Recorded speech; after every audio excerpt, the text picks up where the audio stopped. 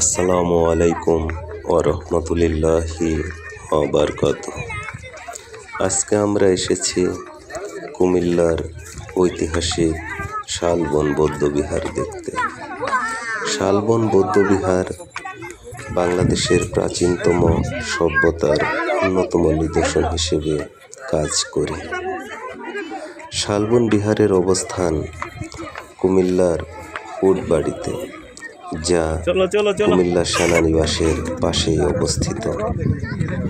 ধারণা করা হয় এই বিহারটি সপ্তম শতাব্দীর শেষের দিকে দেব বংশের চতুর্থ রাজা শ্রী ভবদেব এটা নির্মাণ করে।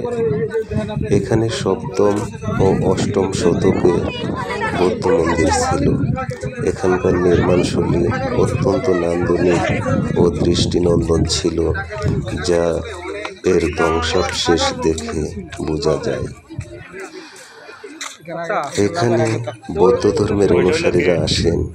পাশে একটি দৃষ্টিনন্দন বৌদ্ধ মন্দির রয়েছে এবং এর পাশেই ময়নামতি জাদুঘর রয়েছে, যে জাদুঘরে প্রাচীন সভ্যতার অনেক নিদর্শন রয়েছে, যা না এসে দেখলে বোঝা অসম্ভব।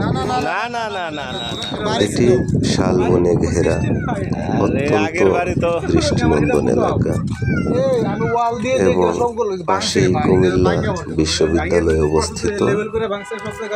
আমার এই চ্যানেলটি ভালো লাগলে সবাই সাবস্ক্রাইব করবেন, শেয়ার, লাইক, কমেন্ট করবেন।